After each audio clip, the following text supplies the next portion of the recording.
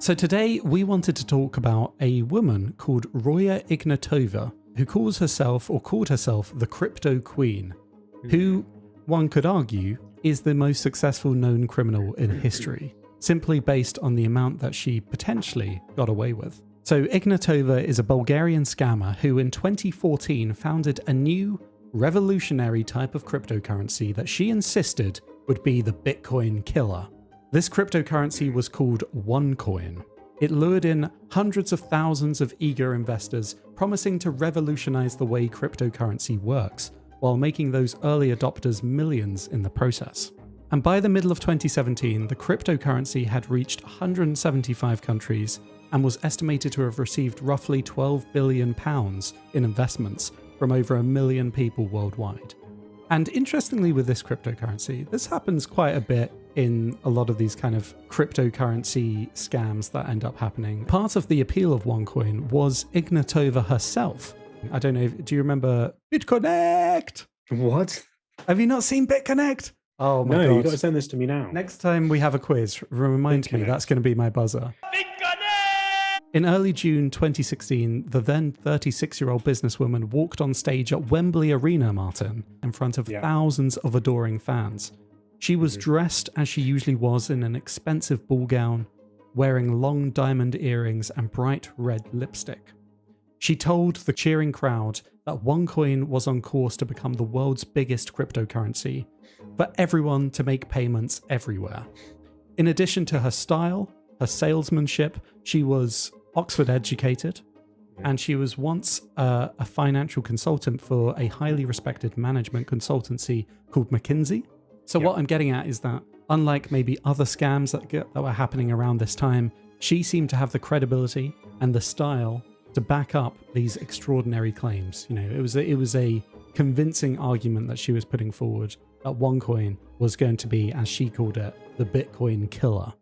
But yeah, had you heard of this story before, Martin, or has anyone in the chat heard of this? I'd heard of it only quite recently when someone tweeted about a particular podcast that was coming out. So anyway, yeah, so she seemed to have the credibility to back up these claims.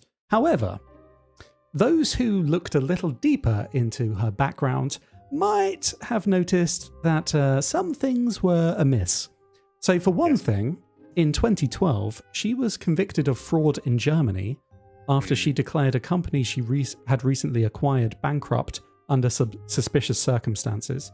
So she bought a company with her dad, I believe, and declared it bankrupt. I'm not sure how they made money from that. Maybe they stripped all the assets beforehand. But anyway, she was arrested for fraud over that. And in 2013, she was part of another crypto scam called Bitcoin. So suffice to say, OneCoin was not all it was cracked up to be.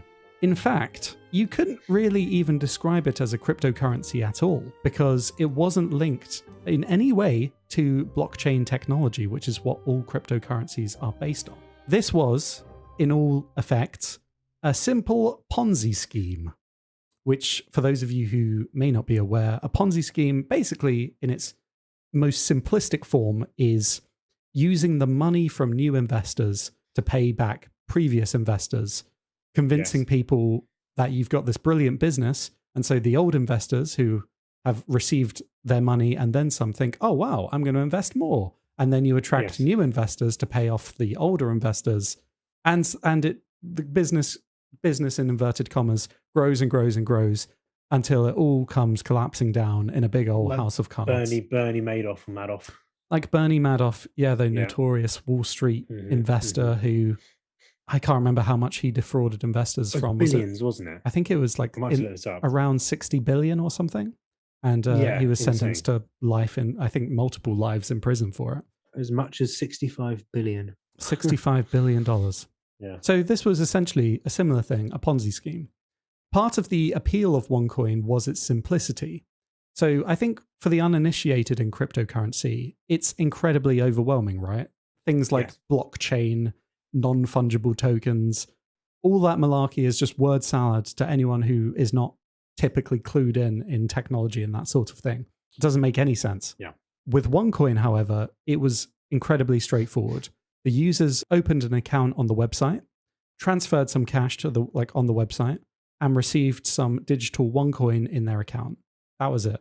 Simple, straightforward. You didn't have to worry about going to a crypto exchange and looking at all the prices or anything. It was just very simple.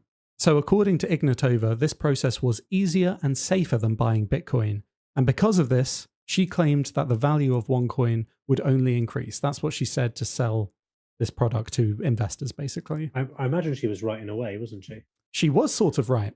So between 2014 and 2016, people who had invested in OneCoin would have been thoroughly impressed with the returns that they were getting on their investments. The value seemed to be skyrocketing. Unfortunately for them, however, this value wasn't based on anything at all. As it seems to be the case with probably most cryptocurrencies, to be honest. Yeah, but I mean, most or little. Well, very little. That's a different argument entirely. But most cryptocurrencies, well, all of them really should be, at least have a blockchain. And this applies to shares on the stock market and everything.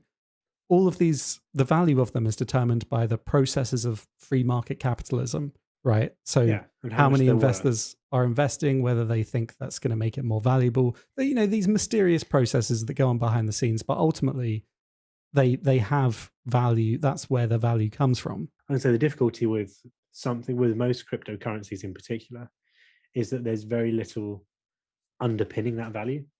Exactly. It's a digital currency. It's all about the perceived value, I guess, and the confidence that investors have in it. But it all takes place over crypto exchanges. So, yeah, I mean, at the moment anyway, it seems like cryptocurrency is having a bit of a bad year. Isn't it? Yeah. But it seems like there's more legitimacy in it than this, which wasn't on any crypto exchange. The value of OneCoin was determined solely by someone sitting at their computer inputting some numbers basically at random. Someone just logged in each week and changed the number. It wasn't determined on anything. In addition to this, because it wasn't on a crypto exchange or anything, it couldn't be traded or exchanged for cash. Its value that was technically going up was meaningless, meaning the cryptocurrency itself was worthless. It wasn't a currency. It was meaningless. The only difference between what people paid who were first onto it and people later is the fact that they were charged more. Exactly. Yeah. For nothing. Yeah. Yeah. And people understandably soon found this out.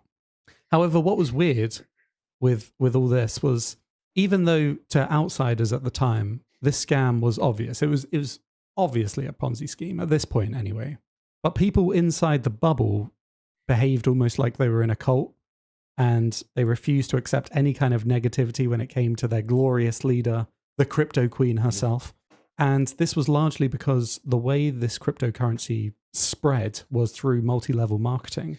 So investors received commission anytime they convinced a friend or relative to invest in OneCoin.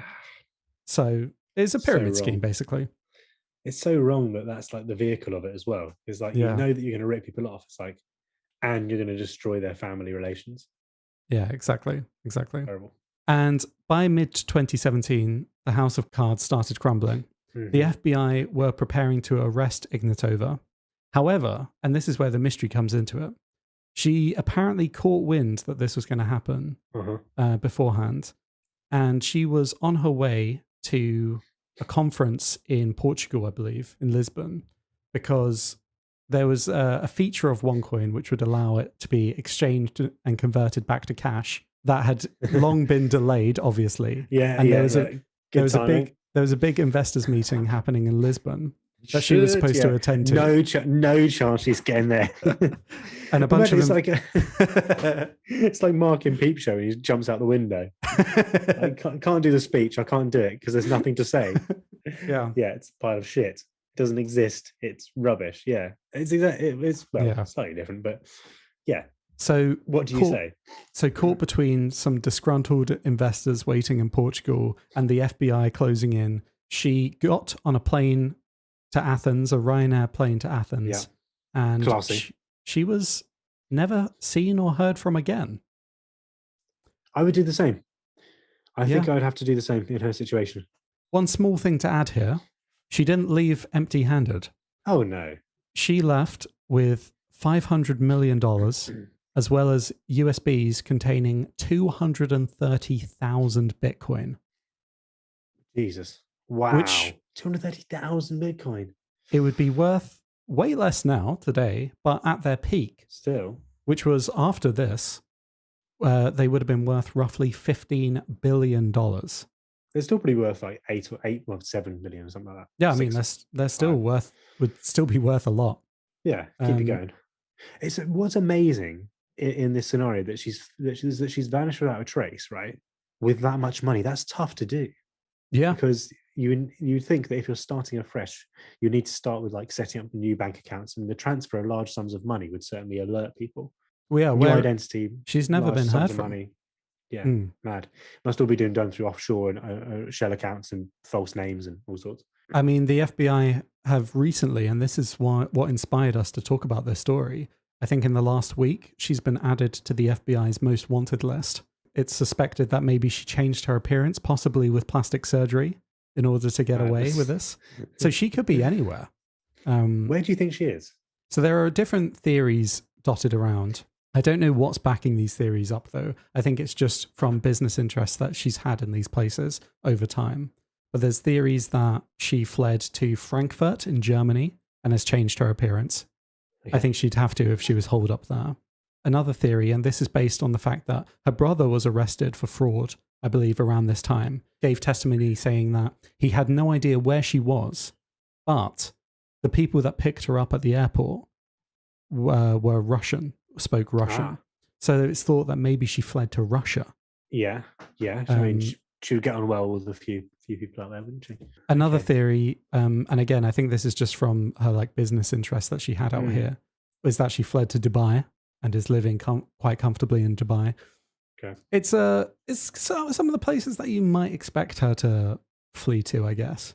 Yeah. There's nothing outrageous there. There's another theory, and this could explain why she's never been seen. So some Russians picked her up from the airport. She got on a plane with USBs containing all this Bitcoin. It's possible that she didn't, make it to her end destination, or she made it to her very end destination, if you get what I mean. Yeah. That she was killed off. For a lot of money. And buried somewhere in the Russian wilderness. And that's why she's never been seen and heard from again. And that money might have gone to some government officials in Russia or something. Who knows, though? It's really it's very speculative and very kind of just up in the air, really. Man, that's pretty crazy. FBI ongoing investigation. I imagine they're looking at all these different lines of inquiry. But an interesting article came out the other day regarding this story, which is that with crypto markets in turmoil, it's possible that Ruja Ignatova is the world's largest holder of Bitcoin. She's got more Bitcoin than anyone else. And so she may have lost the most amount of money from the fact that Bitcoin is having such a turbulent time. Yeah, true. I mean, I imagine she'll wait out. She'll play the long game of this, won't she? We'll go back up if she's not dead, I guess. Is it just saw another article? Cryptoqueen's £13.5 million London penthouse. It does look quite nice, actually. I should expect. Well, this is the thing, that she, in an effort to, maintain this air of legitimacy while she was spouting all these lies, she bought expensive yachts. She had, I think, Tom Jones played at her birthday party one year. So, and it was all kind of part of this ruse to get people to buy into her money-making strategy and her companies. I think that during the people investing in the scam, people that knew about blockchain technology got in touch with some of the original investors and were like, "This is what's going on. There is no blockchain. Like, it is a Ponzi scheme," and like try to warn them about it. But you know, when people are in too deep and they're like, "No, like I know about this. I trust the person. I've invested my money," and like refuse to acknowledge that was the case until they started asking OneCoin whether whether they had a blockchain already set up.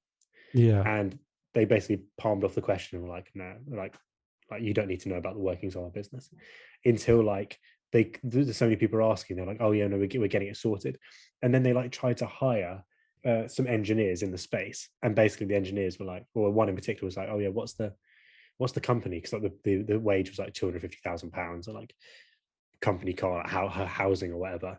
Yeah. And they're like OneCoin, who's like OneCoin, like they've got billions of dollars of investment, like, and they're a cryptocurrency company.